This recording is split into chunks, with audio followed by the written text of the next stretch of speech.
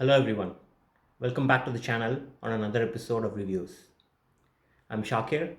I do videos on sports, movie reviews, series reviews, product reviews, book reviews, and also videos on finance. Today I'll be reviewing the movie Dune Part 1.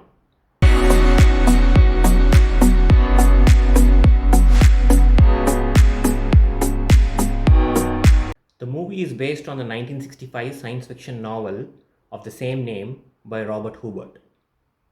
The movie was released in the US on 21st October 2021. It was released here in Australia on 2nd December 2021. This is not the first attempt at making a movie out of this book. David Lynch had a go at it in 1984, but the movie tanked in the box office. This time, the movie has been made into two parts. The first part, which released in 2021, covers almost half of the book. The movie was supposed to be released in 2020, but it got delayed due to the pandemic. The second part is scheduled to release in 2023. This movie is directed by Denis Villeneuve, who has done some really good science fiction movies before, of the likes of The Arrival, Blade Runner 2049. He also directed The Sicario, which I personally liked a lot.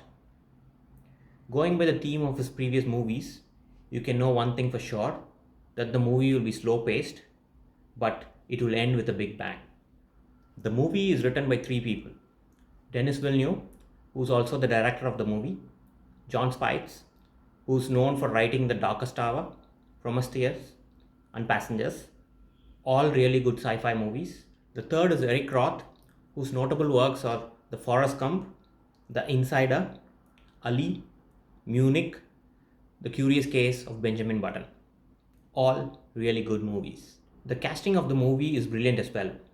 Timothy Chalamet, who plays the lead role of Paul, who's the heir of the House of Atreides; Rebecca Ferguson, who plays his mother; Oscar Isaac, who plays his father, who's the Duke of the House of Atreides; Josh Brolin as the weapons master of Atreides; Jason Momoa as the sword master of the Atreides; Zendaya as the young Freeman woman; Xavier Bardem as the leader of the Freeman tribe; Stellan Skarsgård as the lead antagonist of the movie, Baron of the House of Harkonnen; Dave Bautista as his nephew. The elaborate cast is used pretty well as well, though some characters have a very short role. Zendaya has a very little screen presence in this movie, but I'm sure they will make up for it in the second edition. The same goes for Dave Bautista and Josh Brolin as well. Timothy Chalamet has played his character pretty well, the slow-brooding, confused young man who, by the end of this movie, transforms into a killer and ready to take on his enemies. Rebecca Ferguson has done really good in her role. I like her power, where she can control people with her voice.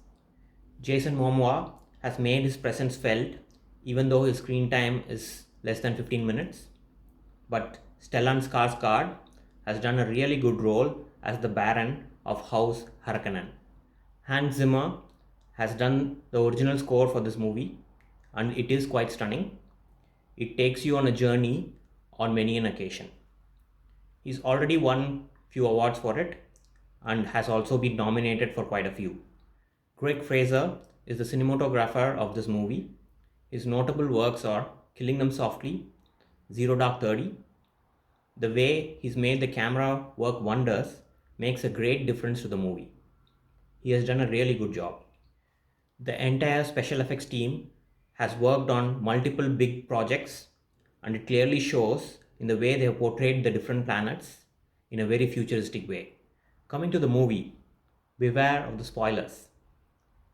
The movie follows Timothy Chalamet, who plays Paul Atreides, who is a very gifted young boy who keeps getting dreams in which he sees Zendaya. The dreams are more like visions. They are different versions of his future. His mother, Jessica, played by Rebecca Ferguson, is part of a sisterhood who possess a great deal of power. She teaches Paul how to use these powers, but he's still not mastered them all.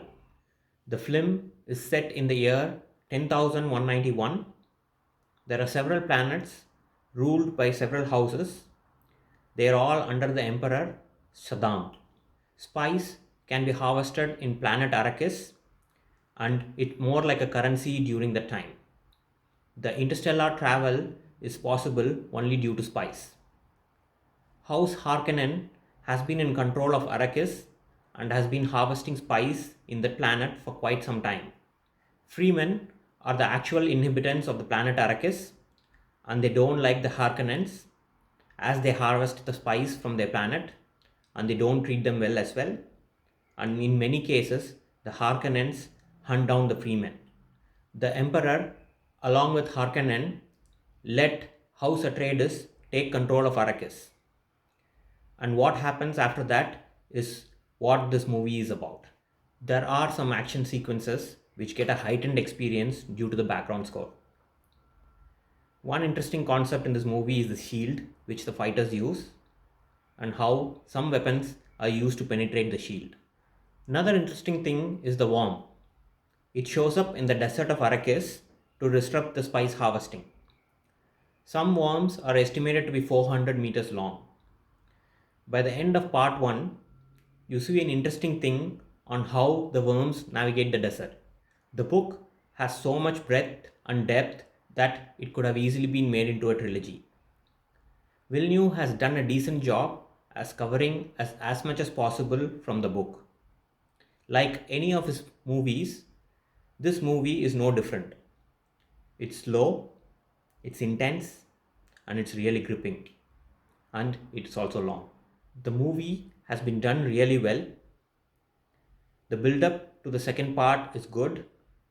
Let's wait and see if the second part lives up to the expectation. The movie has already raked in more than $380 million up to the second December weekend, making into the top 10 highest grossing movies of 2021. It's slightly behind the movie Eternals, but I believe it will get past it before the end of the year. I will give it a rating of 4 out of 5. If you really like slow and gripping sci-fi movies, then this one's definitely for you.